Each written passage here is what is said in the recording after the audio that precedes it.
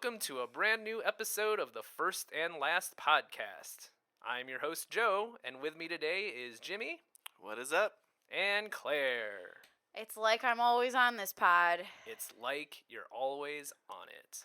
You could sound a little happier, though. I don't know, man. Who's hosting this pod, really? What do you mean it's like you're... I mean, you've been on the past, 3 episodes? I feel like more than that. I don't know. And last season had enough points to, rank within the first and last season. Didn't you get, third or something? I power ranked. Yeah, you did. You blew past Joe. Yeah, right? Which I feel bad about a little bit. So it's not like you're not a new quantity here. I'm not new here. But Yeah. anyway, I'm glad to be here. Thanks for having me. I'm very excited for today's show. Mm-hmm. You've upgraded to, recurring character. Yeah. Instead of, special guest. I feel like I would definitely get a credits. with in the credit. Whoa, like, with. Wow. Yeah. Your I'm agent has to, negotiate for that. I'm that fancy. Yeah, that's extra. That or, you're, the villain of the show. That's typically where you get, the with. Sure. I feel like in Severance, Patricia Arquette and Christopher Walken got, the with. I literally was thinking Succession for, 2 I long. know. Did you see me try to struggle and not say Succession? I don't know why my brain won't get those two shows' names right. I have to think so hard whenever I talk about that show. And whenever I think about the name, because I mix it up. Both great shows. Mm-hmm. True. Well, you heard it here first. Claire is the antagonist of First and Last Podcast. Twist. I'm ready. So what's going on? First of all, I have a fact for Claire. Oh, we got facts? That Tabitha show is all on Peacock. I found it. Okay. And I binged Tabitha Takes Over? I binged it a lot.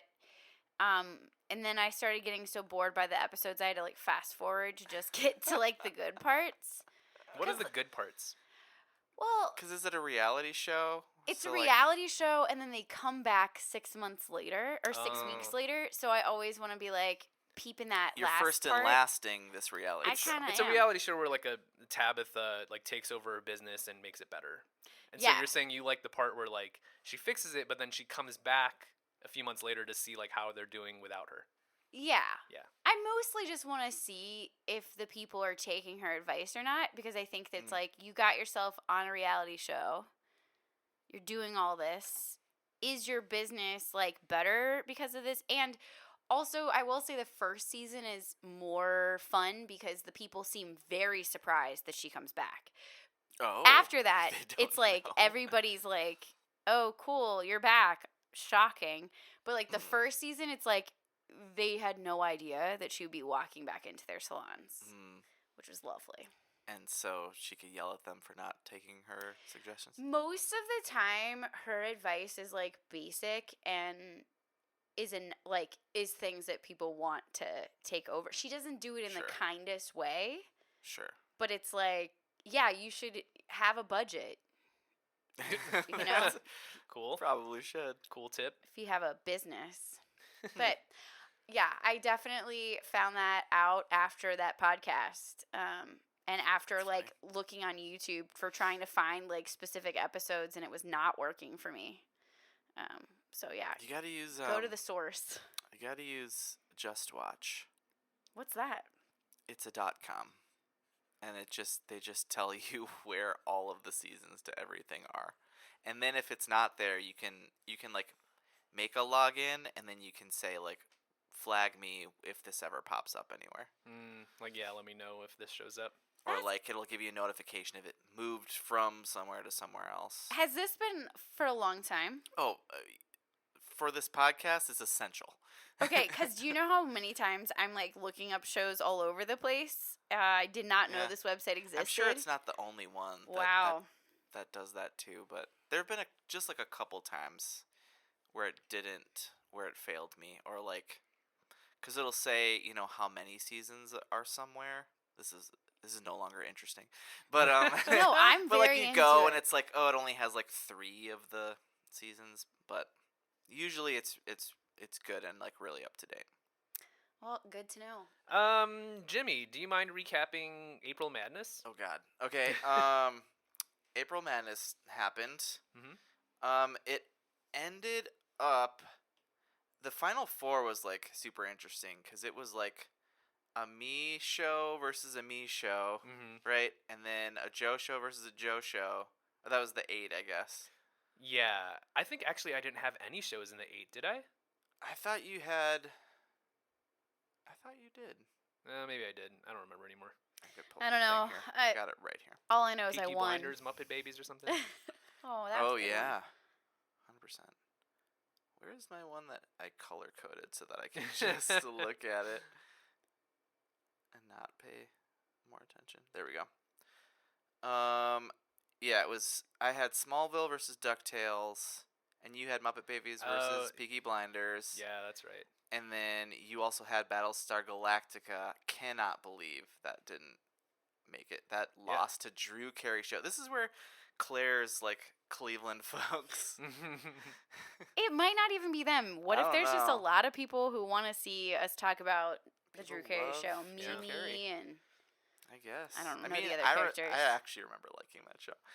And then Mr. Rogers versus Josh's Legends of the Hidden Temple. So Josh just had one in the Elite 8. In the Elite 8. And then it became Rogers versus Carey. Which is Claire versus Claire, right? Claire v. Claire. And DuckTales versus Muppet Babies. And that was close. Which is super fun. And then the final was, what, DuckTales versus Mr. Rogers? Yep. And that was also close. It was closer than I thought it would be. At some point, at the beginning, I was being really great and writing down like what percentage shows won by because that was really interesting. There were some like super close ones. Yeah, or just by like one vote. You're gonna use that data for next year. That's not fair. Big data guy. And then there were some shows that just destroyed. But yeah, after the problem with starting doing that is that you're doing so many shows. Yeah. Every day, and then by 16 I was like, oh, okay, screw this. I still technically have it, but I just didn't update the doc. So yeah, overall my takeaway from the April Madness is that it feels like nostalgia won out. Like yeah, for sure. Like Teenage Mutant Ninja Turtles, Street Sharks, like those are the shows that did well, and like more recent shows like Homeland or Suits or something like didn't do so well. I feel like Blue Bloods got pretty far though. Oh yeah, a lot of Blue Bloods heads out there though. We're really close to having some Blue Bloods shirts. Oh boy, a lot of blue. Oh yeah, do we need to pick out some Mr. Rogers shirts tonight? We do, yeah. Yeah, we do. We'll do that while we watch. It'll be great. Which we should. Do people know that that's what we're watching? Oh, so yeah, we kind of slow revealed that. So tonight we are doing the winner of April Madness 2025, Mr. Rogers' Neighborhood, which ran for 31 seasons. Just a few. Yeah. 912 episodes, including specials. Which, if that didn't win, like, I mean, it's not as long running as Sesame Street or anything, but the fact that it was so long, it's just touched so many lives, right? Everybody wants to see this. And so it ran from February 19, 1968 to August 31, 2001. Interesting thing here on the on Wikipedia for network, it says NET for 1968 to 1970, and then PBS from 1971 to 2001. Oh, right. So this started in like Canada, right? Because it was on something, and then it was on. Yeah, I thought it was Pittsburgh. It was on a Canadian thing for a while. At some point. Okay. That makes sense. And it wasn't called. It was called Mr. Rogers, like one word at some point.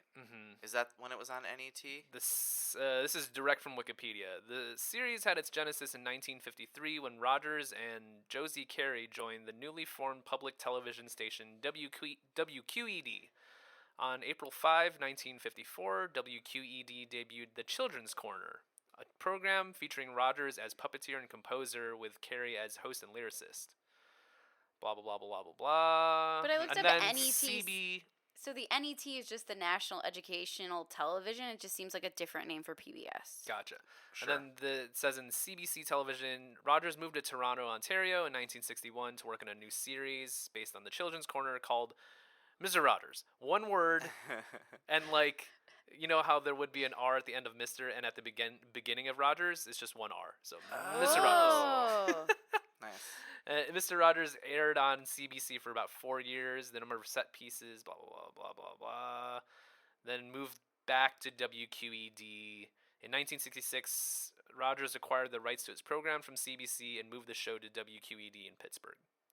Ah, okay. That's how we got to Pittsburgh. So, and then, because we're starting from 1968. Okay, so we're getting the full Rogers experience. Yeah. Cool.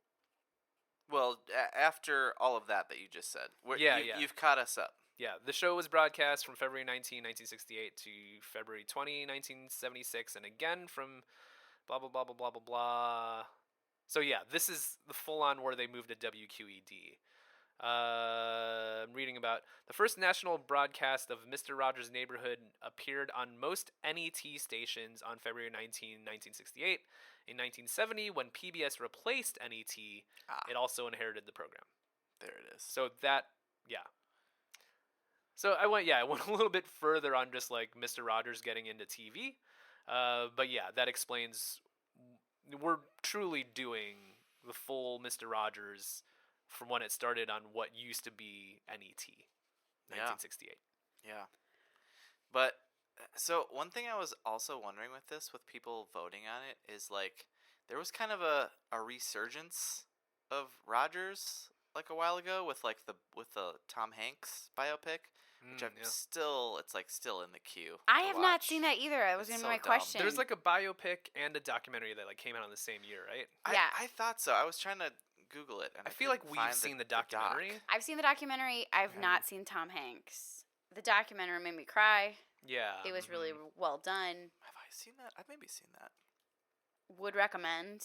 But I don't know about the Tom Hanks one. I feel like after we do this, though, it's going to go further up the queue in my watch list. Because I see it, and I'm always like, I should watch that. But the documentary is called Won't You Be My Neighbor? That came out in 2018. And then the Tom Hanks film is called A Beautiful Day in the Neighborhood, which came out in 2019. Yeah. Nice. So, pre-COVID. A lot of hits. Man. A lot of hits. He wrote some hits. Yeah. You guys ever seen the show? Have we seen the show? Have you seen Mr. Rogers' Neighborhood? Has anyone not seen this show? Is my question. And if you haven't, are you okay? Or maybe go watch some and feel better about your life. I feel like maybe about 52 or 3% of the country never watch this show, and I wonder what the percentage of what percentage of Americans have never seen Mr. Rogers' Neighborhood, and what is their political affiliation. Dude, Mr. Rogers was like my friend growing up. I don't know about you guys. It was like we got to sit down and watch a couple shows, but Mr. Rogers was one of them, and he explained the world to me. I never understood when they went to Puppet Land. That always confused me, which it sounds like other people really like that, like the Daniel Tiger world and things. But I never really liked the puppets. They're fine. Yeah. But I liked the people parts, and I loved when he would go and like into the town or meet a person or do a thing or explain like this is how I feed my fish or why I feed my fish. Like it was I similarly I have a like distinct memory of when I used to watch the show that when they went to what is it called? The puppet town. Make Believe. The land of make believe? Yeah. When they went there, I thought that they were like speaking in some sort of like gibberish language. Oh, sure. Because like the puppets like speak in like Some all of like them. a high voice. Yeah, sure. And like maybe have an accent or something. Well, but, like the cat says like she'll say something and say meow meow before and after it too. So I think for me as a kid, quirks. it all was just meow meow. Sure. And so therefore I liked the people stuff better and the neighborhood stuff better. I do feel like there was like an owl or something that I thought was great, but I couldn't really remember. The owl. Well, you have a kid, so I'm sure you know all of this. Here's the thing: is we watch a lot of Daniel Tiger, so whatever that whatever it was about that world that really it's really stuck, because now that's a whole huge thing on its own that's taken off, and that's animated. Yeah. I've seen a little Daniel Tiger. I used to call it Daniel Tiger and the Infinite Sadness. Because the one episode of Daniel Tiger I saw was the whole theme is that was fun, but now it's done. Yep. And it's just Daniel just going to a party or something, but it's over, and you just have to be okay with this is done now, or you're playing with this toy, but it's your friend's toy. Now you have to give it back. That was fun, but now it's done. And it just really hit me in a place where I'm just fuck this. We're all just interim here, huh? None of this lasts forever, right? I don't think that was the intended lesson, but yeah, no, you're right. Just 1,000-yard stare at the end of the episode. You're with your nieces or nephews, crying or something. Crisis. They're what's wrong, Uncle Joe? Yeah.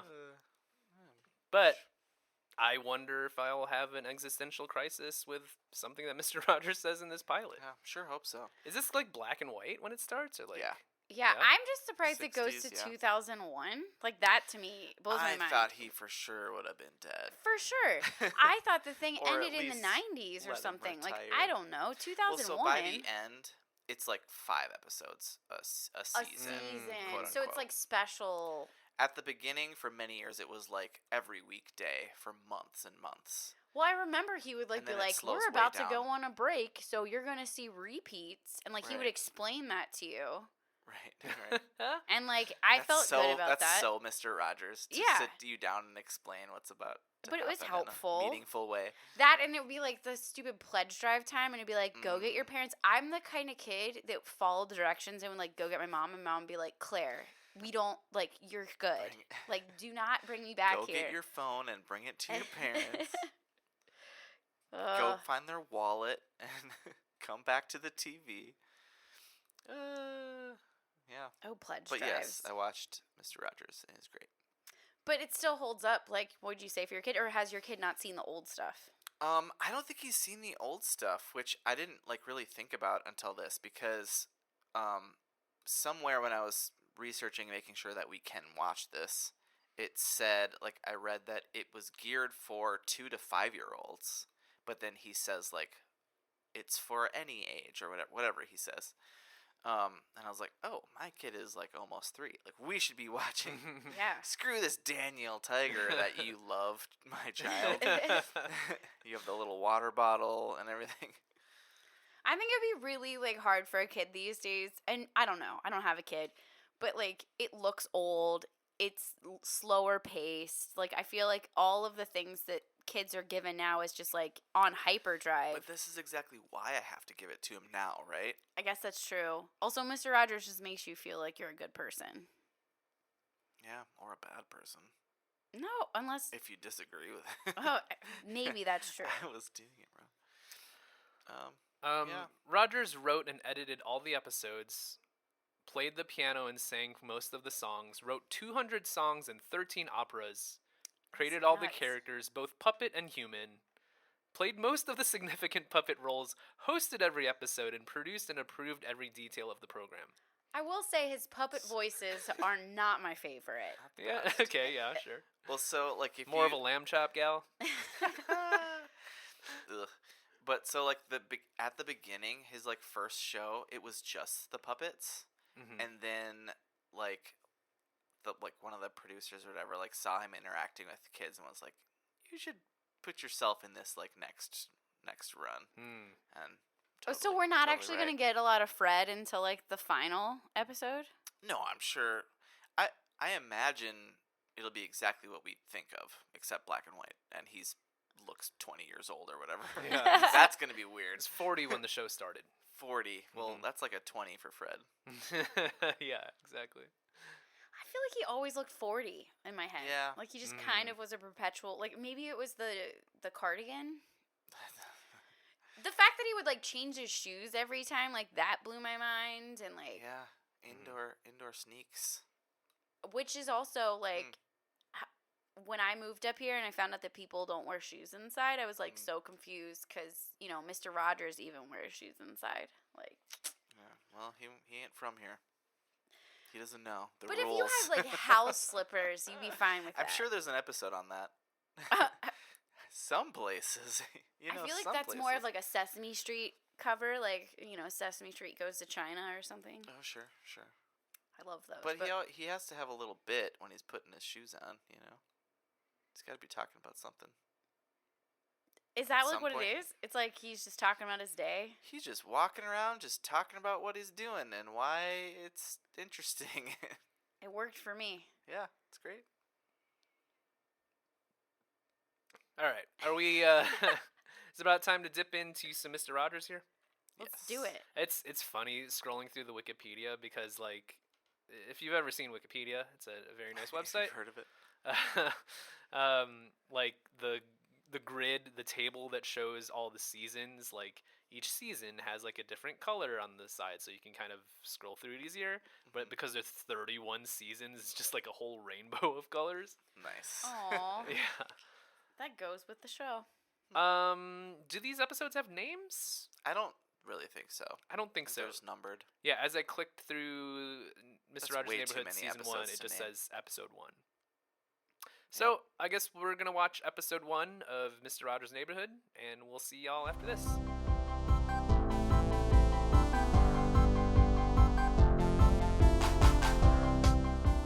And we're back from the first episode of Mr. Rogers' Neighborhood, entitled Episode 1. Jimmy with the write-up. Entitled is... Okay. Mrs. Russellette sends an invitation to Mr. Rogers to see her lampshade collection. Lady Elaine's changes to the geography of the neighborhood of make-believe, Worry King Friday, who begins to impose new rules and restrictions in make-believe and builds a wall? Is that... I don't remember the wall. That might carry into episode 2. I'm not sure. It seemed like we didn't see that whole Build the plot wall. wrap up. So yeah, interesting. Maybe those people are watching this. Get it? Build the wall. Okay, whatever. Oh boy. But yeah, this aired on February 19th, 1968, and this episode is kind of a continuation of Mr. Rogers, one word. Somewhat, it seems like. Because he keeps talking about how things, like the set pieces are the same, but they're moved because they're in a new studio. Yeah, some things are changing.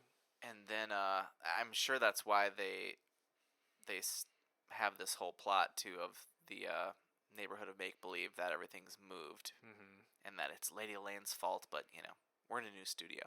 But what an opportunity for Mr. Rogers to explain. Good. That's a tough one. Change is tough. It's It tough for was- adults. So It was it's real interesting tough for how many different little things he's trying to tuck into this episode. Like, you have the "I Like You As You Are" song, so you're okay. He did the whole thing with the ladder where he was going up and down, teaching us up and down. The tying the shoes part, he had a whole convo about that. He just throws in some gems. Yeah, go back to that. So it opens with him, the classic opening of him returning to the home and, taking off his outside clothes, changing his shoes. And then he goes Singing. into what? And singing. Oh, yeah, and singing the whole time, yeah. Singing It's a Beautiful Day with the He Neighborhood. doesn't really have the best voice. I don't mean to sneak diss Mr. Rogers in any way.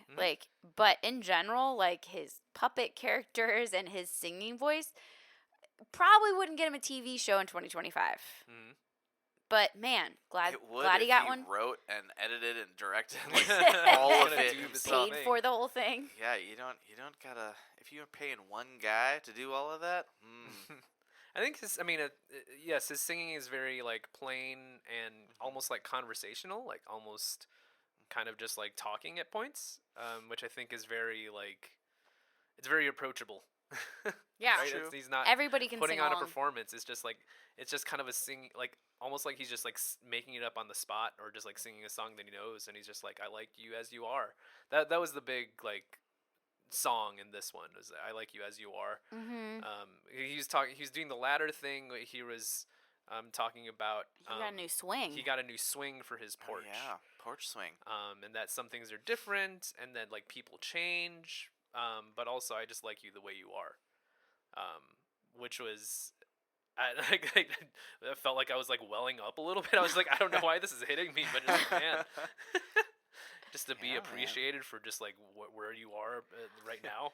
I felt very engaged in this. Like at one point, I looked over and Jimmy was like on his phone, and I was like, "How are you doing that? Like, why are you not like fully engaged in this black and white Mr. Rogers?" I was taking a lot of notes. Oh, that's right. I have right. a lot of notes here. Mm-hmm. So that song also reminded me. Does 143 mean anything to you? Oh, I love you. Yeah. Yeah, it's like the secret the code of the it's the secret code thing because he kept saying like at the end of phrases in the song he would say like I like you and then it made me think of that, so I wrote that down. But like how did he hide that in there? Like why do I know that? Yeah, I don't 143 is I love you. I don't know if I know 143 is a Mr. Rogers thing? Yeah. Okay. He says that to like say I love you without saying it. Yeah. It's like his secret code to you because of the numbers of letters. Yeah, I get you. Oh, right. I just didn't know that was a Mr. Rogers thing. Like love is 4 letters, and then and like you like YOO is 3 letters. Okay, but did he?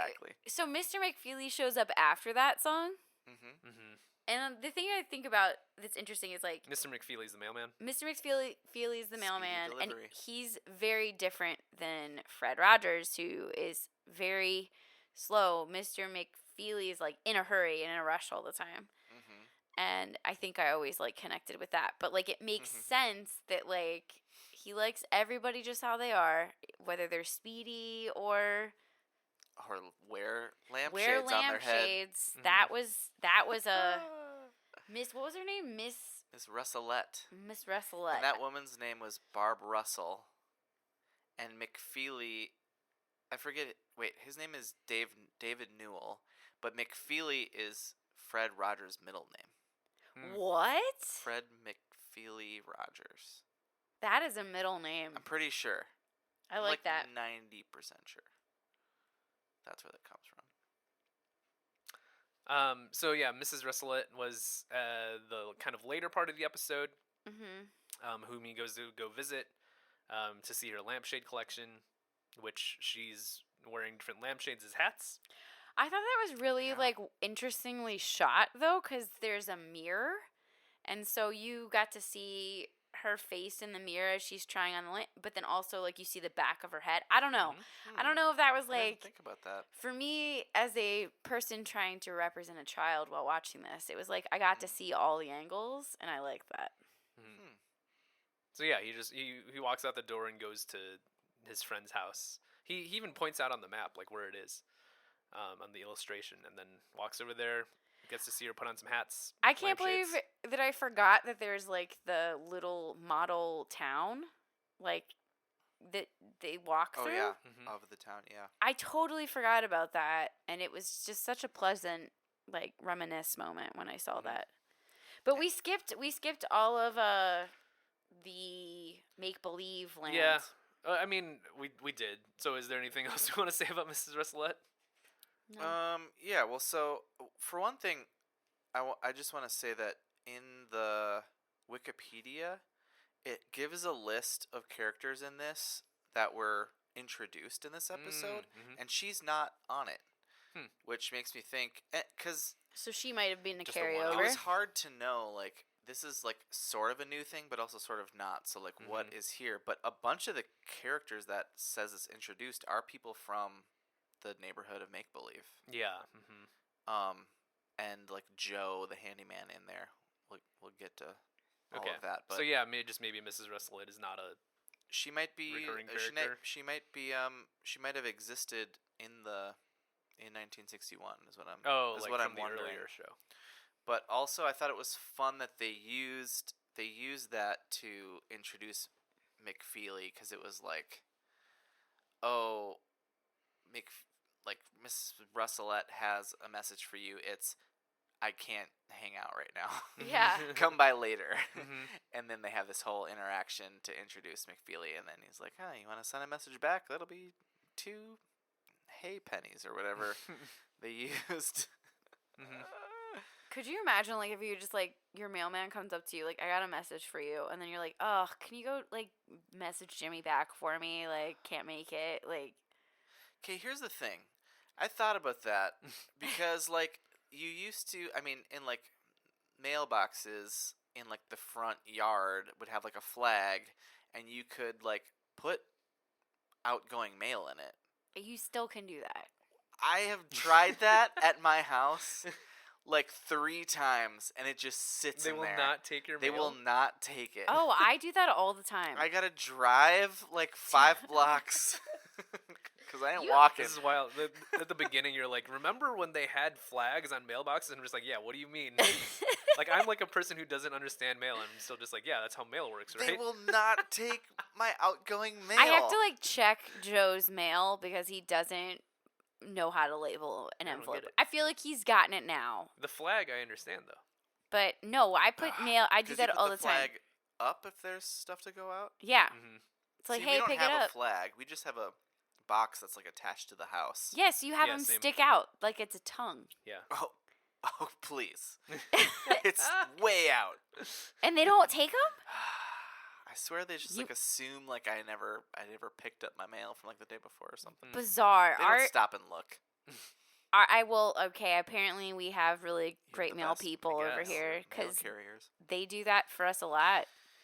I'm very upset. Okay, so I guess like just what I is the deal with Mrs. Russelette and the lampshade just to like show something silly, or is there like is this a thing that people used to like use lampshades as hats, or like I don't think so. It doesn't sound like it. It is like people collect different things, and you take care of your collection. Yeah, it was and like you dust a hobby them. that she collected these old things. Gotcha. So but just also showing a unique hobby, being silly, and you know? it's fine to be weird and silly and have different things. I think so. Well, change is good. I think so. Yeah. Up and down, all the things we learned. But, okay, thinking about when you were a kid, you definitely collected some weird stuff. And also, like, looking at adults, adults had all kinds. My parents had, like, weird masks for parties. And I remember those, like, really being bizarre. Oh boy. Yeah, just let it happen. Just let it happen. But, like, again, it just, like, helped me be like, adults just, like. Parties? I was not invited. Yeah, that's what I'm worried about. No kids allowed. These mask parties. It was the 80s. I don't know. But I don't know. Adults collected weird things, and I'm sure that half of the things people collected I felt like were like lampshade collections. Like, why would you do that? Like my grandma's Hummels or whatever. Not allowed to touch them. My grandma had a lot of frogs. Were you allowed to touch them? I don't remember, but I have one. Oh. But it broke a little bit. Like a ceramic little frog thing. I could glue that for you. Yeah, I think it's been glued once or twice. The little feet hang over the ledge, and they break off real easy. I love that I got something similar from a big box store, which I will not name, for my plants, and I love it. Nice. It's a little frog. But the legs haven't popped off, but now I know they might. I'll be prepared. You little child, hold on to it. I don't know, what do you collect right now? Like, what is your kid going to be like, oh, my dad has lampshades? Too much shit. Too much? Oh. Too much. Too much crap. You just, like, cleaned out a storage room, like, within the last month, and, oh, boy, it's like, why? You just open a box that's moved, like, 3 times, you're like, that you haven't seen. Some of the stuff is fun, and some of it's like, why was I holding on to this? The only thing I like have that's like that is like I have my boxes from childhood that my mom at some point gave me. So it's like all of the photo albums I made in high school and stuff, which Joe has never seen, which is great. Wow. Let's get him out. No live. Thanks. Let's no do this thanks. live. We could, but I don't think anybody wants to see Macaulay High School class of whatever. But I don't think I have. I want to start collecting lampshades or something weird now. Just so I can be that person. Yeah. Everybody should be Miss Russelette or whatever her name was. Russelette. So, we got to talk about the neighborhood. Yeah, we got to go to the neighborhood of Make-Believe. So he sits down on, well, first of all, he pulls out a bed couch, So- pull-out couch. So that had us all shocked. Because at least I remember retorting out loud, wait a minute, is he dreaming this? Like, is That's that what I what wondered, we're too. made to believe? Mm-hmm. I missed that He my whole called life. it like the bed of make-believe or something. So he just, later. like, takes a little napadoodle and, like, has dreams. I kind of like Mhm. that. It still has like the trolley is still how you get there, but yeah, Yeah. the new thing in this was he's like on a couch and then he opens it up to like the hide-a-bed in the couch. Mm-hmm. Does he do that? Like, I'm interested to see if he does that in the final I episode. don't have memories of that. The hide-a-bed? Yeah. Man, I used to have one of those.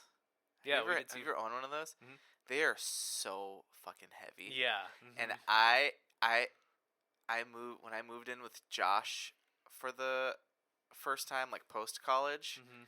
I made him help me carry it. We were on the second floor. There's no elevator. Oh, no. Carried it up the like back like stairway.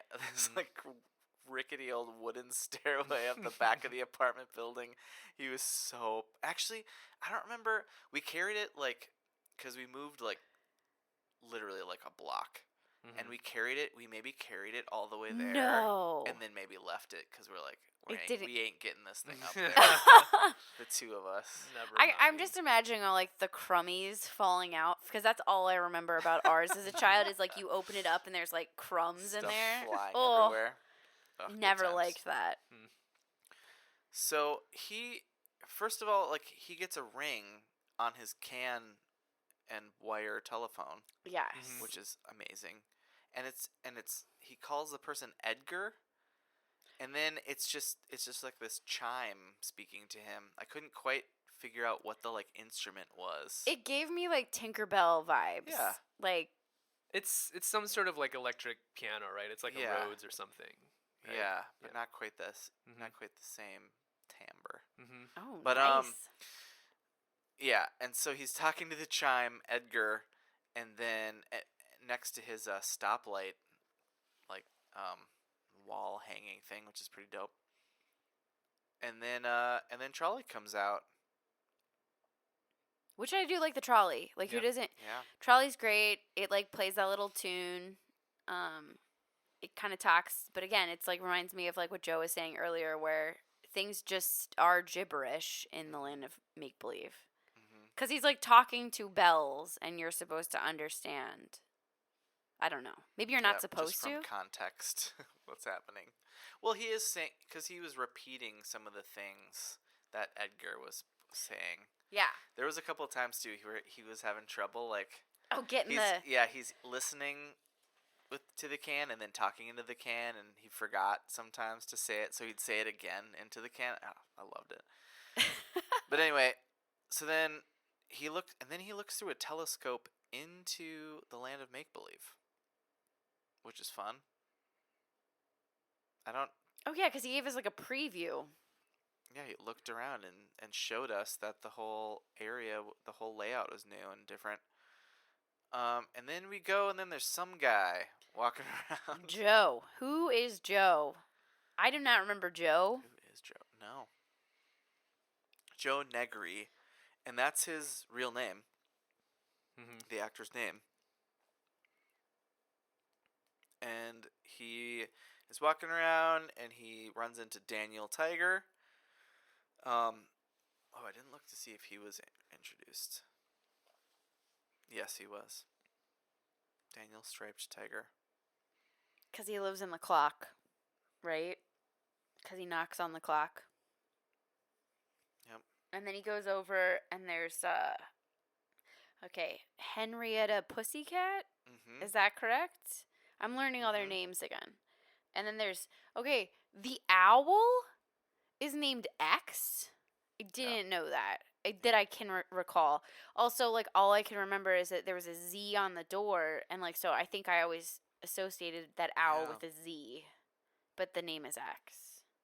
The owl's kind of snarky, from what I remember. And you can understand the owl. I think that's why I like the owl the Yeah. best, because you can understand the owl. Well, because the owl is just Mr. Roger, like Fred Rogers' voice. He's like Yeah. Pretty he's like much. Seth MacFarlane's like Brian Yeah. in Family Guy. He's the owl. The owl is just secretly Mr. Rogers' real persona. That's what he wants to say to people. But yeah, so, and then the thing I didn't understand about Make Believe Land, which again, I don't think any of this we're supposed to actually understand, but at some point, Joe goes over and he sees the king hanging out, and so he's like, "Hey, king, what's up?" And then the king's like, "Nah, you got to get an appointment." So he like sets up an appointment for like 2 seconds later, and then the king's like, "You're late." And I was like, "What the fuck is this?" Excuse my language. But it just made me so annoyed, and I feel like Joe did a nice job like not being mad at the king, because the king seems awful. I don't like the king. Yeah, he's being a king. And we never got to see Lady Elaine Fairchild. They talked about her a lot. Yeah, they couldn't find her.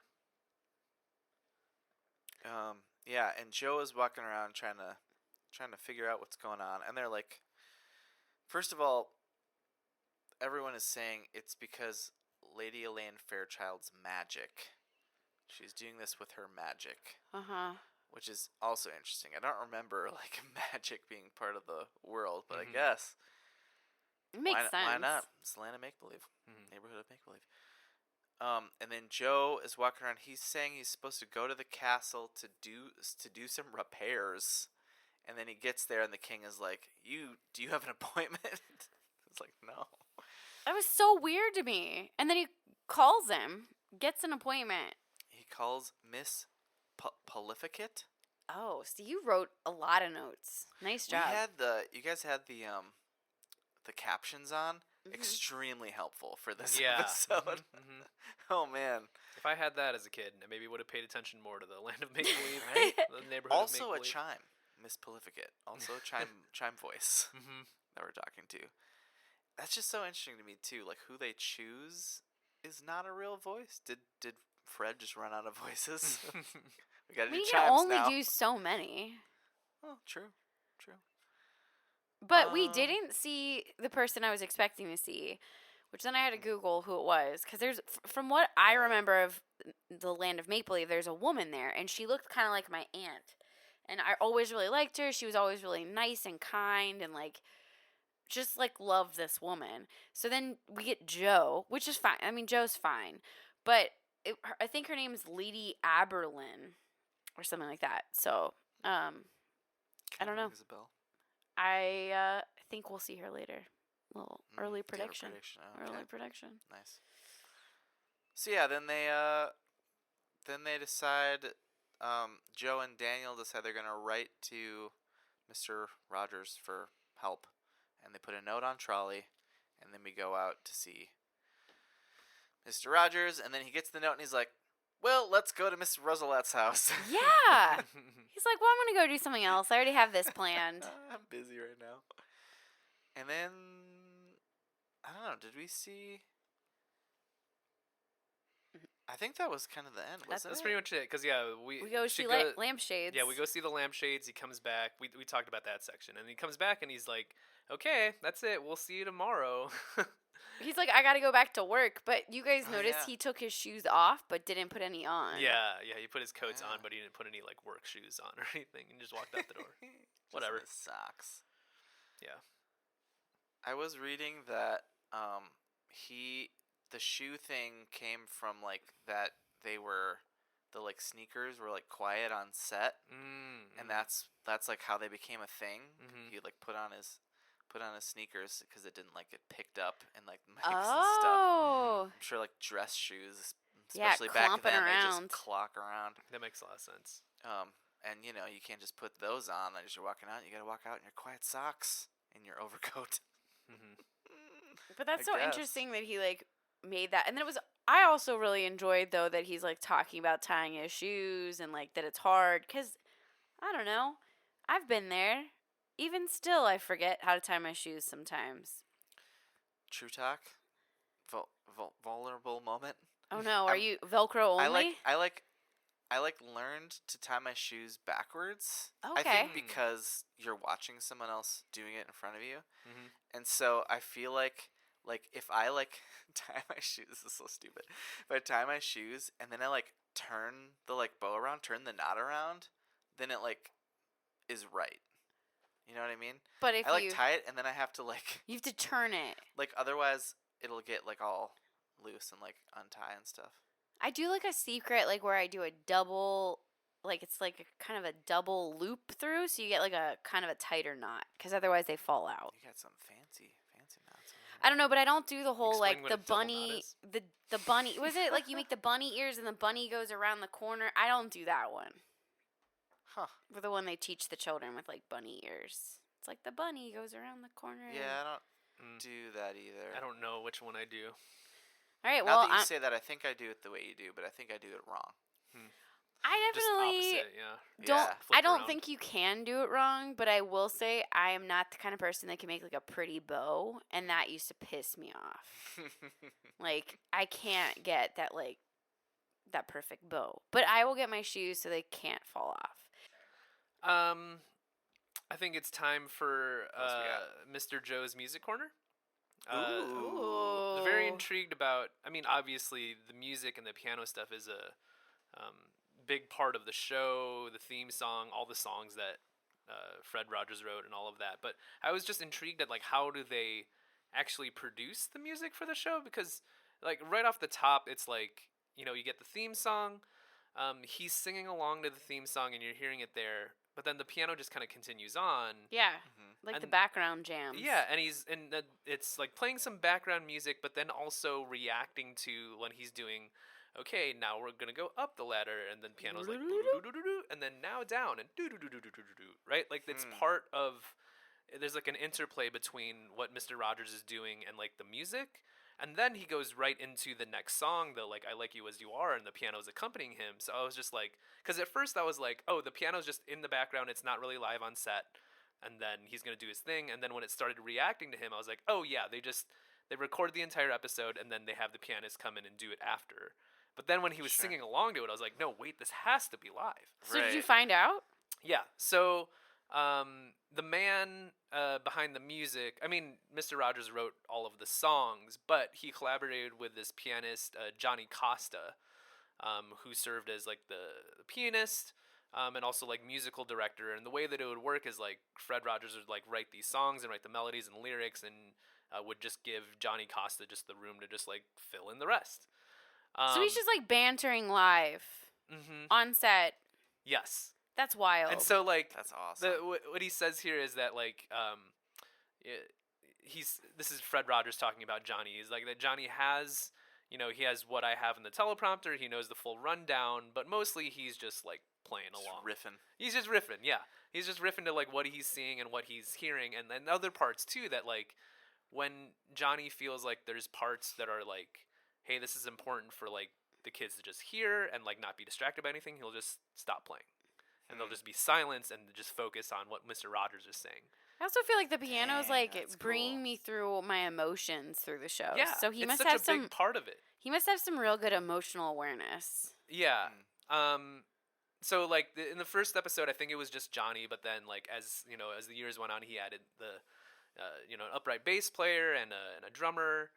And Johnny himself has he's got like a piano, an electronic keyboard, and then also a Celeste, which is I think the what chimes? yes, That's I the think what the Celeste, chimes that we're yeah. hearing is the Celeste is like it's like this piano, but instead of strings, it has like metal tubes in it Yeah. that are kind of like bell sounds. I'm gonna need you to Google that so I can see it later. And when you see it, it looks mostly like a piano, but just inside it's metal tubes instead of strings. That's wild. Yeah, but that's the whole like to me that's like almost like half the show is like the sounds that this guy's making to accompany all the stuff that Mr. Rogers is saying.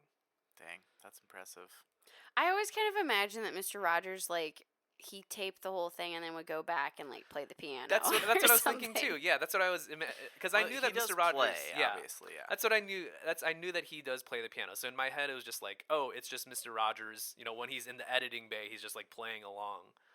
But no, they had musicians on set that were just like playing along. That's to really fun. The Makes live taping. sense because there were some parts where he's just like talking and the piano is going kind of nuts in the background. like there's some sick like jazz going on in the back. I was like, is that really Mr. Rogers? Yeah, that's the other thing too. Is it's like really like it's like really intricate jazz piano. It's not just like burp burp burp burp kid song stuff. Like right? Like Yeah. It's not Baby Shark. It's like he's giving it his all. He's putting everything that he would play for like an adult. Right. And treating it, with reverence. And I think that it gives the show a vibe that's like kind of timeless. Not kind of timeless. It's absolutely timeless. But like, yeah, I just realizing that was happening and watching it through this first episode, really struck me as like that's I think why it kind of stuck with me and probably stuck with a lot of people. The other like just like bigger picture thing is that the structure of this episode and like everything they do is just like, yep, that's just it, right? They had it from the beginning. They had the formula from the beginning. It's Mr. Rogers face to camera. He comes in, does the shoe thing, sings a song. We go to make believe. We meet a person. End of show. You forgot about Mr. McFeely, but yeah, 100%. Yeah, we meet people from the neighborhood. Mr. McFeely's in every episode? I feel like he's in a lot. He's delivering the mail. Okay. He's a pretty important guy. He looks so young in this episode. Many of them. He looks for sure. so young. Yeah, I don't know. I liked it. I was sucked in, even though it was black and white. I was like a little bit worried that would not have my attention. Liked it. I will say the puppets whose mouths don't move are not my favorite. It's tough. Puppets as an adult, they're so much more creepy than I think I understood as a child. Puppets creep me out, man. Even like a Muppet? Well, Jim Henson gets a pass. Because I feel like Muppets kind of feel real. Sure. Because of the way they move and, Yeah. But just like a cat that's mouth doesn't open, or an owl that's strictly a hand puppet. Is just or like the king who's just like a head. But you know what? I'm not going to sneak diss any of those characters. They're great. Appreciated it. Yeah. But loves them. Little creepy. And their kids. Like a bunch for the new They have one. kids? So for the new one, like Daniel Tiger is like the only kid in the neighborhood. So now a bunch of these characters have kids that interact with Daniel. So like X has O, little owl, cute. and then Henrietta has Katarina, like Cat Arena. Oh. And that's Daniel's like BFF. Is she still called Henrietta Pussycat, or do they not put the Pussycat in? I don't think. Yeah, I don't remember hearing. Interesting. Pussycat. They would edit that part. I think because it's all from Daniel's perspective, so I think he just calls people like so and so's mom. Got it. Even like I can't even think of like Daniel's parents' names. I think it's just like this is Daniel's mom. Mm-hmm. Does he still live in a clock? I think. Well, actually, I don't think so. Interesting. I mean, I think it'd be hard to like. I'm trying to picture it. We have a book about Daniel learning how to use the potty. I feel like that's a classic. Cover has. Oh man, it helped so much. Not gonna lie. Okay, anyway, I had one last thing about music. Is that the last song, the final song, was new to me. Tomorrow, because isn't the last song is usually. Isn't it usually? It's such a good feeling. I wasn't sure, but I put down another prediction. I put that I want to hear It's Such a Good Feeling. Oh, it's a classic. I mean, it's a classic, and I was like, I needed it.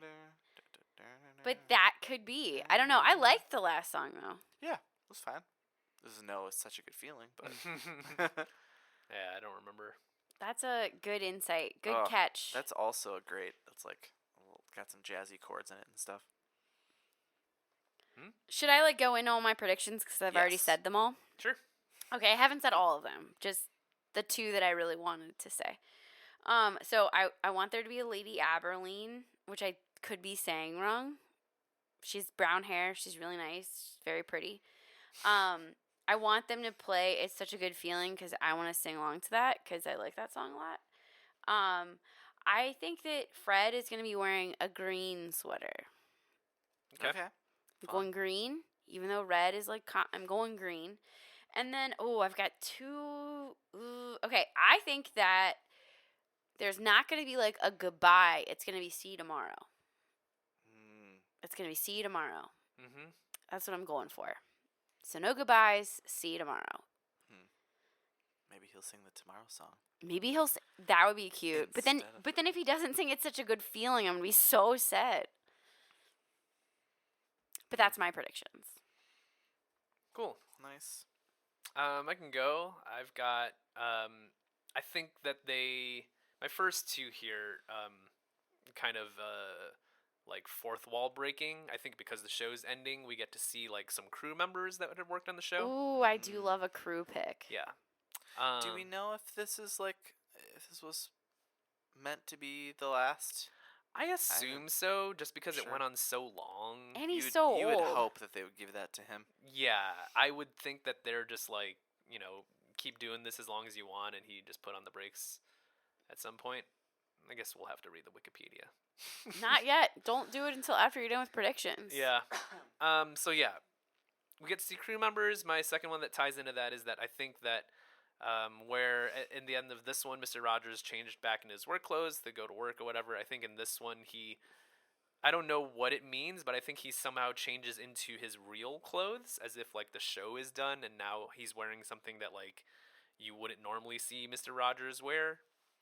That's going to be interesting. Mm-hmm. What do you imagine? Like a tie-dye shirt? Like, what are you thinking? Yeah, maybe a t-shirt or even like something that's like referencing the show. Like maybe he changes into like a Mr. Rogers Neighborhood sweatshirt or something. Some merch. Yeah. I like it. Something that's like clearly not in the character. It says like Mr. donate Rogers. to your local PBS station. It's just like a Weezer shirt. He's just like really into hash pipe at that point. It would be the time. He's like, I'm ready for the Green album. Was that 01? I think so. Maybe that was 2000. Either way, he still, it lines up. I think Daniel Tiger shows up somewhere. He shows up outside of the neighborhood of Make Believe. Whoa. Whether that's Mr. Rogers' house or just like somewhere in the real neighborhood, but he shows up somewhere not in Make Believe. Okay. Love it. And then my last one is that with it being 2001, Mr. Rogers mentions the internet. Oh, that's a good one. I hope not. I hope he just never acknowledges. Find us on AOL keyword neighborhood. Did he do a September 11th? I feel like there was something where he did like some sort of, like it wasn't a show, but he had done like he does specials. He does special episodes for things like, I remember it was like President's dying or something. Yeah, I feel like I remember there being like a clip of him like talking to the camera about like 9/11. He did That's wild. He did like a week on like an early 90s conflict that like you can't find it. Like really? You can't find it cuz I looked for it when I was looking for this, or maybe was I looking for it on the Reddit post? I can't remember. But there's certain ones that are like they're locked up. It's not on PBS Kids, like because I think like PBS pulled it eventually. And I don't think they exist unless. Yeah, I don't. Anybody got those DVDs? Yeah, who's got the 31 different seasons? Oh boy. Okay, I've got some predictions. I think we change things up 31 years later, however many years later. And maybe I don't know what I'm thinking, but I just have to believe that they try some new formulas maybe. I don't know. But I have that we don't change shoes. I have that we never go to Make Believe. Whoa, okay, you're blowing my mind here. I have my like 2001 hope, really wish, is like some sort of LGBTQ inclusion. Oh, affirmation. No way. You don't think? I think Fred would love all people. Cause yeah, he was a Presbyterian. And he says change is good. But 2001, I think, is too early for that. Yeah. No. Yeah. Are you sticking with it? You still have time to flip a flop. I'm sticking with it. I there didn't say could be like some level of inclusion that like maybe we give you the point on that. Yeah. Could you imagine there's like a puppet that's like, I'm gay? Who would it be? Okay. Mr. McFeely, obviously. Mr. McFeely. He's not a puppet. No, he's not. But like also his name would go really well for, I don't know. Wow. that got a little weird. Okay, my last one is that someone rides trolley. So in like Daniel Tiger, the animals actually ride in trolley around the neighborhood. They like get on it? They actually get on it. I it's think a functional trolley. In this, it's just like a, not anthropomorphic because it's not a animal. But I think I do remember them having like smaller figures that would get in the trolley. And they would like kind of. Sure, So maybe, I think that that's gonna happen. Your other predictions are trash, but that one is gonna happen. We'll see. We'll see. You're gonna see a green sweater on Fred Rogers. What we're about to see. I hope. Any shade of green. Any shade. Okay, so yeah, again, this is season 31 that we're skipping ahead to of Mr. Rogers' Neighborhood. The final episode aired on August 31st, 2001. And it's just episode 5. It looks like the season might be like subtitled like Celebrate the Arts. Oh, that's nice. As I'm just like looking at the Wikipedia here, every episode in season 31 is parentheses Celebrate the Arts. Maybe they'll show like the whole piano setup, and Joe, you'll get a little bit of your crew moment. I'd be into that. Yeah. All right, we'll see you after that.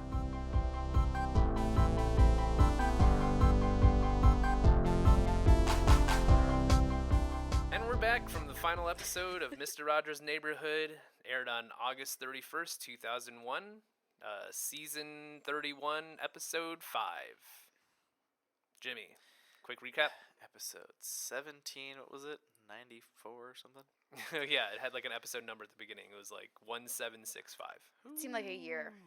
Mm-hmm. That's like what I thought for a second. I was like, are the arts going to be specifically about the late 1700s? It's kind of an odd. Okay. Everyone in the neighborhood of Make-Believe now knows that Lady Elaine is still dwelling on that day long ago when somebody hurt her feelings. But when the time comes to judge all the artwork, she arrives not with a judgment, but with a collage of all the neighbors. It is Lady Elaine's rightful act of compassion toward those around her. Mr. McFeely and Rogers share a video collage of artists in their various fields. Aired August 31, 2001.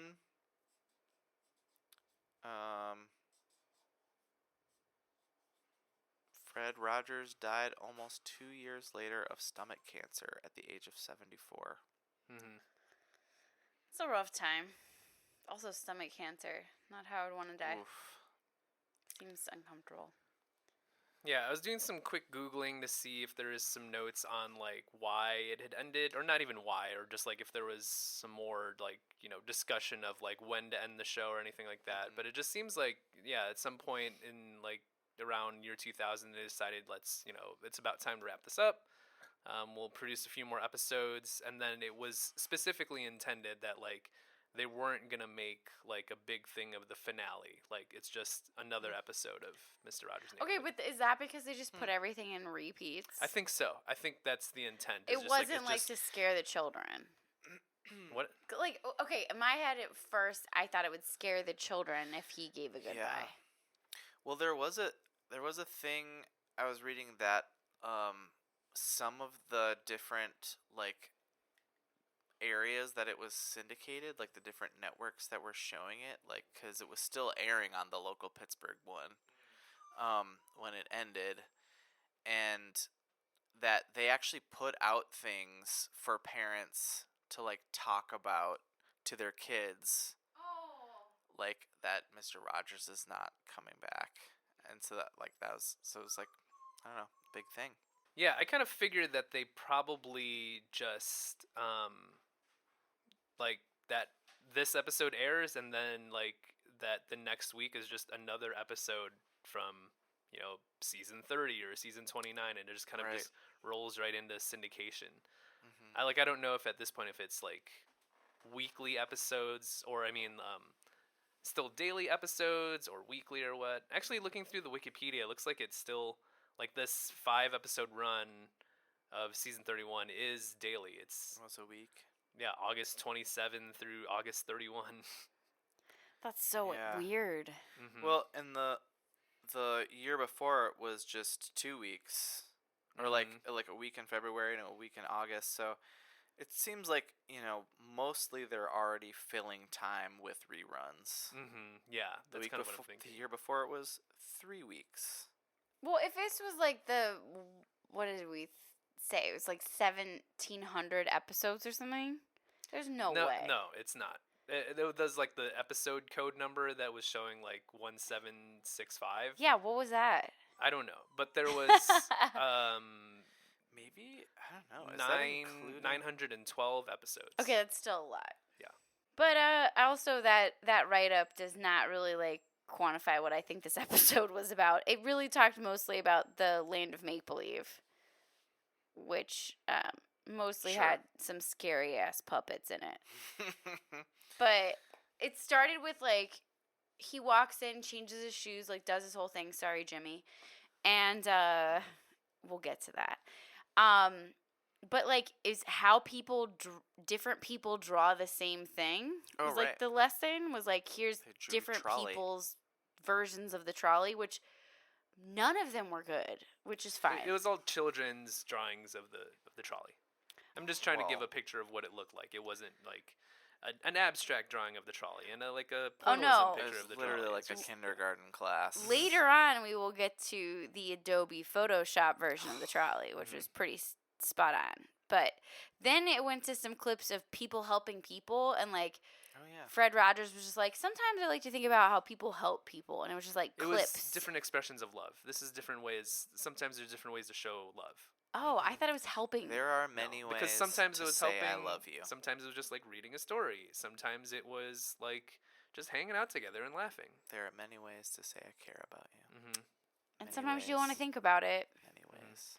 And then Mr. McFeely shows up with a VHS tape, which I want everyone to sit here and do a deep inhale and think about the smell of VHS tape, because Joe, when he saw this, was like, oh, I can smell that. And I've been trying to smell a VHS tape since then. And I think I've got a little bit of the scent, but like, Jimmy, you getting it? Yeah, a little bit.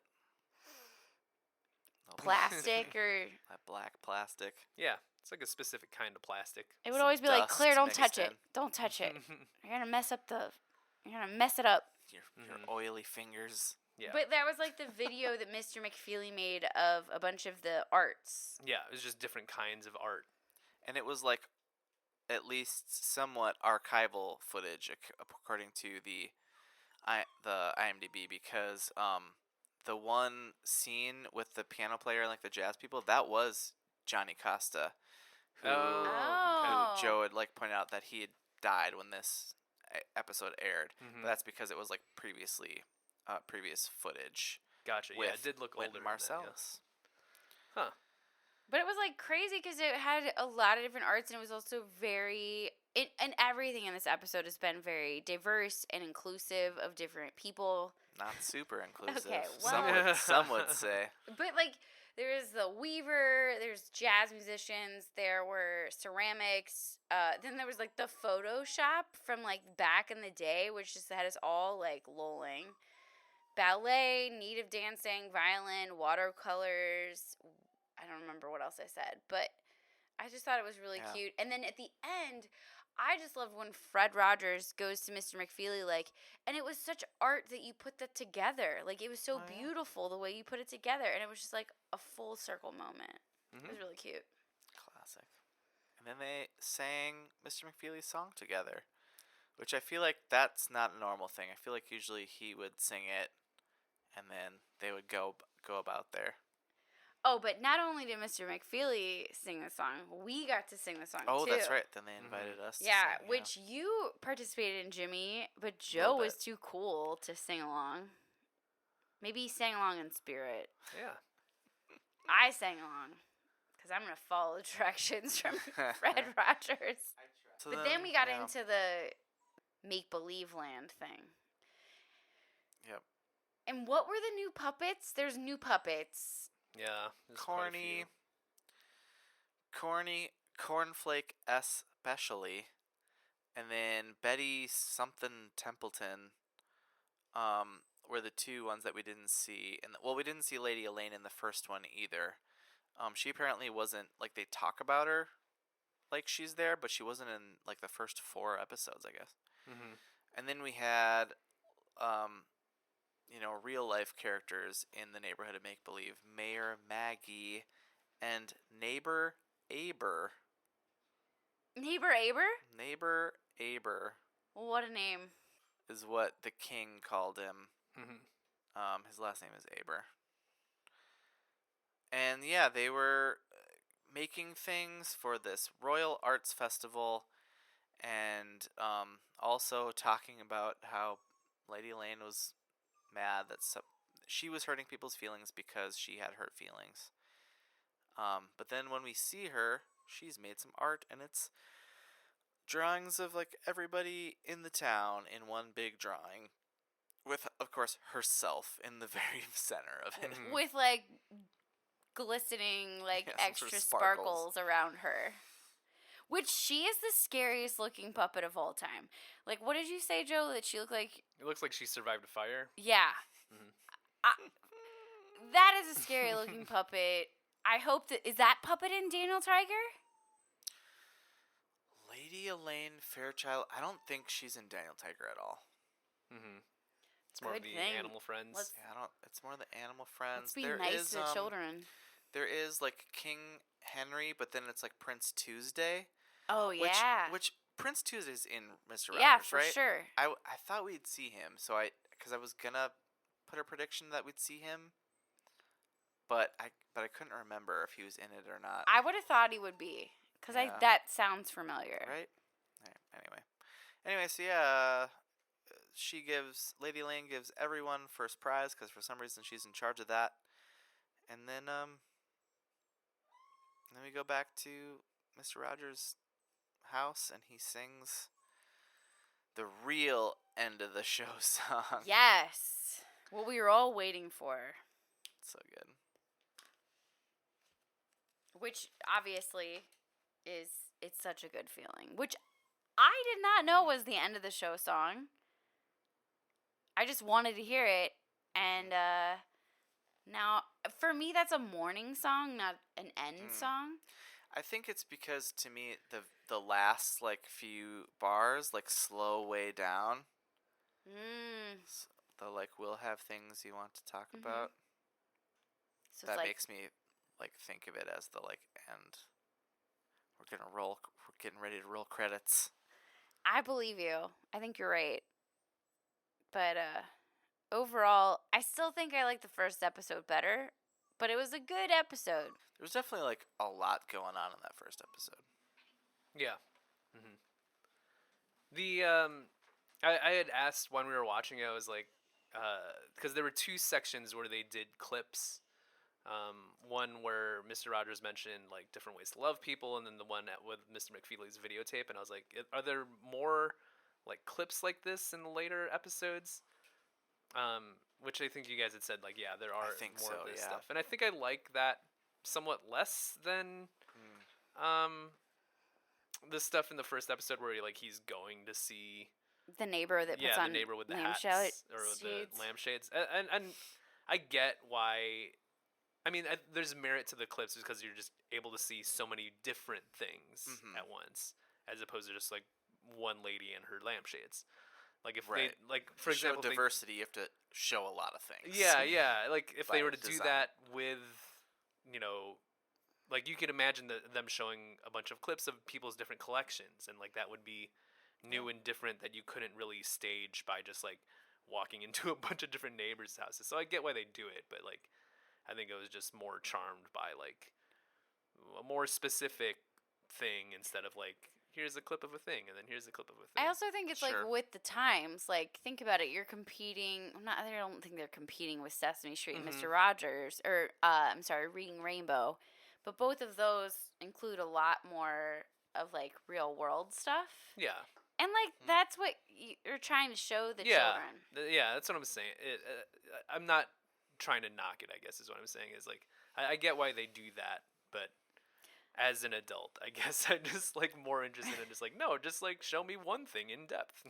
I wonder too if like the fact that they're not doing an episode a day, like you could really take an episode and focus on something like that when you're like, tomorrow we'll show the Native American dancers. Sure, you know, yeah. we'll have a whole episode with them and we'll talk to them. But when you're doing 5 episodes of the year, yeah, you I don't gotta know. get your stuff in. Gotta get all the bang for the book. I'm also still like pretty disinterested in all of the Land of Make Believe stuff. Which I guess like, makes sense, again, being an adult now, but like, yeah. I'm sorry. Once we got to see Lady Elaine, like flashback my childhood, and it was just too much. That is a scary looking puppet, and I just remember Lady Elaine being mean for some reason, and like this time she was nice. So I guess they're trying to show her character arc. She's got character development for the finale. I do think, I was trying to think of like that. I totally forgot that that's what she looked like, and even like with Corny, maybe that like there was a style of puppet. Like when I saw it, I was like, oh, like I feel like that's like a time that puppets look like that. But I'm trying to remember like, so like the like Sound of Music, like goat. Kind of. But even those, I feel like had mouths that moved. Yeah. But it's like this hard nose, hard cheeks. It's just very like solid, pointy, style. Shiny. It's not the cutest, very scary looking. Maybe I'm just drawing from my memory of this show that I'm thinking that puppets used to look like this. I don't know. I believe you. Now I've got that song, The Lonely Goat Herd, stuck in my head. The yodeling. Don't get me started. So good. But what did you think, Jimmy? Are you gonna show this to your kid? Man, probably Really? Indoctrinate him. Like, I feel like you gotta look up like best episodes. Like what I like about, so there are so many like shitty children's shows out there, and like so we try not to show him a lot of things, and I'll not name. Yeah, I was about to be like, are you gonna dock some shows we're about to first and last? But like Bluey is really great, and for different reasons, and Daniel Tiger is really great for all of these reasons. Like it's very specific and focused and geared towards what a tiny little mind is trying to wrap its head around. And this is exactly what this is. Like here's these like concepts broken way down, that you don't really think about anymore, you know, of how they work. But yeah, good stuff. We'll see if he's terrified by puppets or not. I just maybe just show the Mr. Rogers part and like don't go to Land of Make Believe. Because like it might confuse him to see puppet Daniel Tiger. Well, I wonder. Just don't tell him they're related, because it took me a long time to figure out that Daniel Tiger, the cartoon, was based off of this. I was like, wait a minute, that's like connected, and everyone was like, yes, Claire. I'd seen some episodes. He's gonna know when that title song hits. You know that this is. You think the so? Same song. Okay, now I want you to do this. In this last episode, the song, the like. During the first clip, right? During the first clip about there are many ways to say I love you.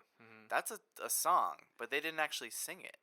But like they were playing the melody over it, so I was like waiting for it, and then I totally forgot that like they never actually came back to it. Every once in a while they'd like play the melody again, but it's a regular Daniel Tiger song.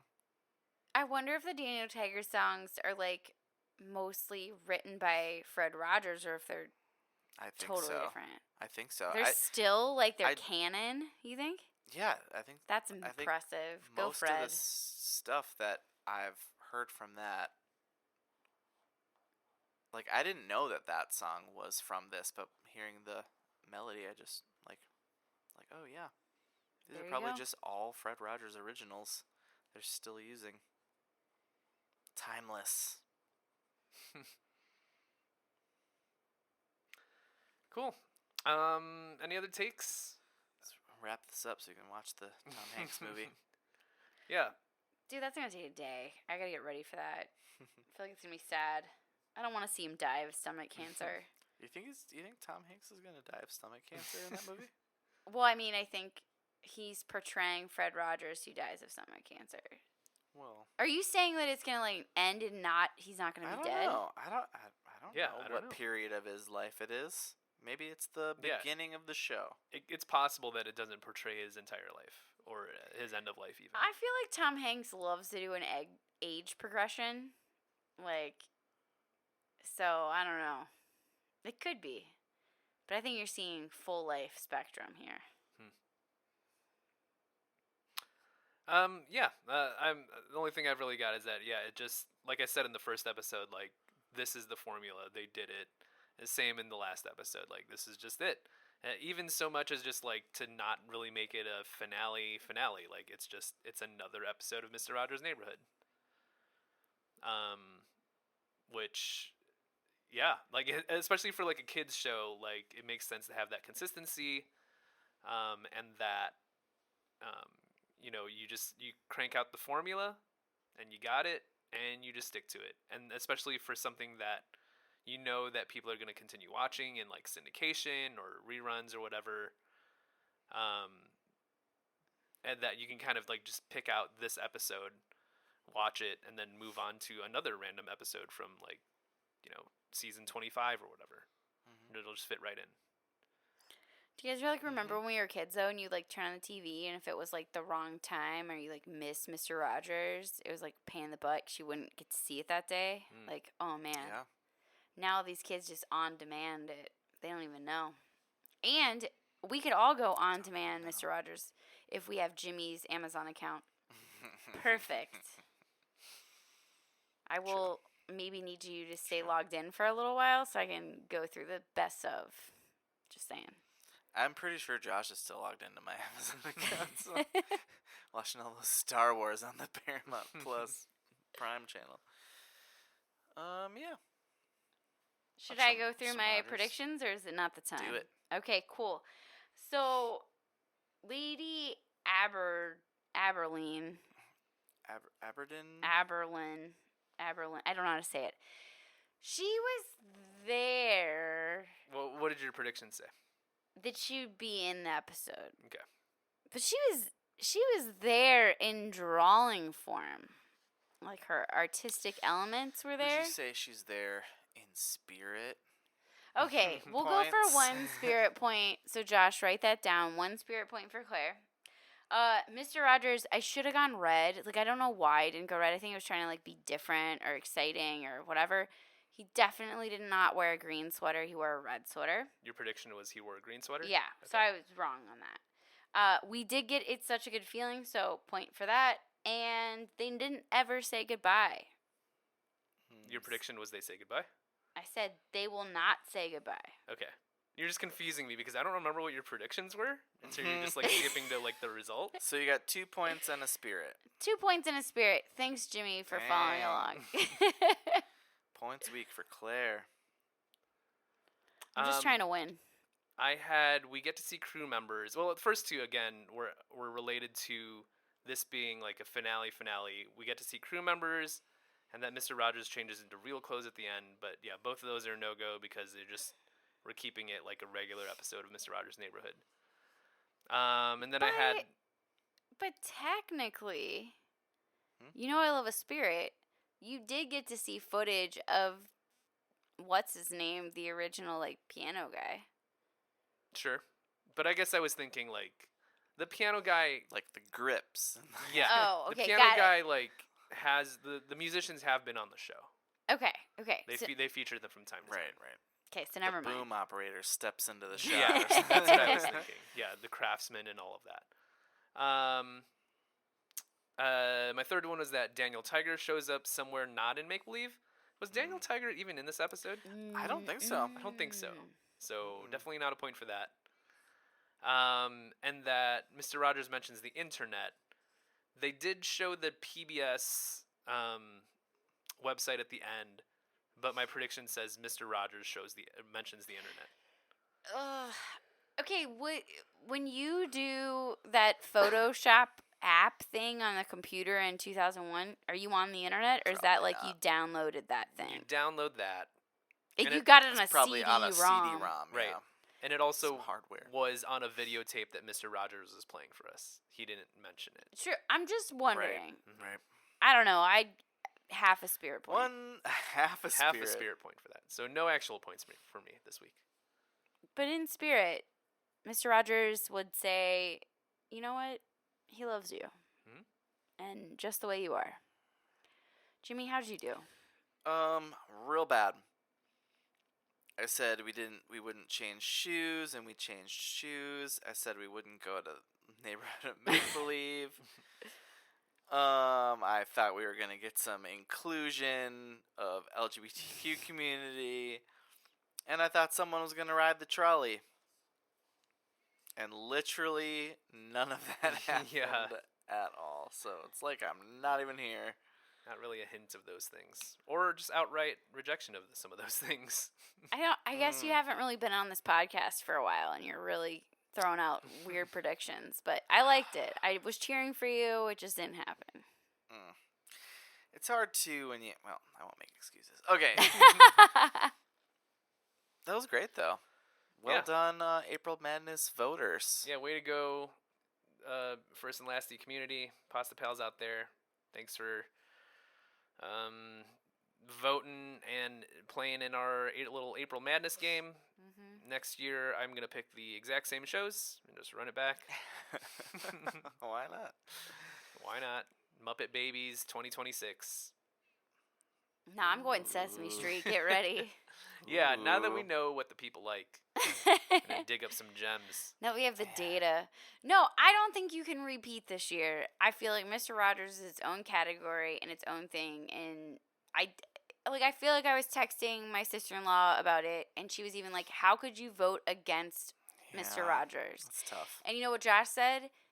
I can. And you know what? That's why he's not here this week, because he would do that. But no. I mean, several people did. Yeah, it wasn't a blowout by any means. Well, I didn't hear the percentages. Someone didn't keep track of them towards the end. We're about to pull up a percentage, I bet. What was I gonna... I had something. I lost it. I was gonna say just that there was a bunch of stuff, like, as Joey even talked about in the First and Lasties episode, that, yeah, Mr. Rogers only won 61%. So a lot of people voted for DuckTales. That stuff that historically did well, like, got beat, you know. It's just not knowing, like, where the seeds were gonna land and stuff, like, in the moment of drafting, like, you just don't know. Because you normally, like, would have selected what was up against things, like, you would kind of pre-plan that a little bit. Well, no. I mean, I did in the way that, like, sometimes, like, for fun, because you know the first, full 64, so I'd do, like, 2 like shows against each other, Gotcha. you know? Like, if they had a similar theme or whatever. But that was it. But, like, yeah, like, Suits and, like, White Collar and stuff, like, these, a lot of, I don't know, we got fans of the procedurals out there. Which we should get to watching, but they're Maybe long. next week. They're long. That's true. That's true. I like the length of a Mr. Rogers. It's a good year, 2025. Mr. Rogers. All right. Well, we're all going to put on our coats and our work shoes, and we'll see you tomorrow. We'll have so much to talk about, so much to sing about. It's a great feeling to know you're alive or something. And you know what? We like you just the way you are. We all like you just the way you are. Follow us at FNL Podcast at Instagram, I guess mostly is the thing we're using. Trying to think is anyone posting to Gmail? X or whatever? No. Definitely email us at fnlpodcast@gmail.com. 3.5 more years. For any suggestions or favorite episodes or just feedback on things you want us to go watch. And yeah, we'll see you next time.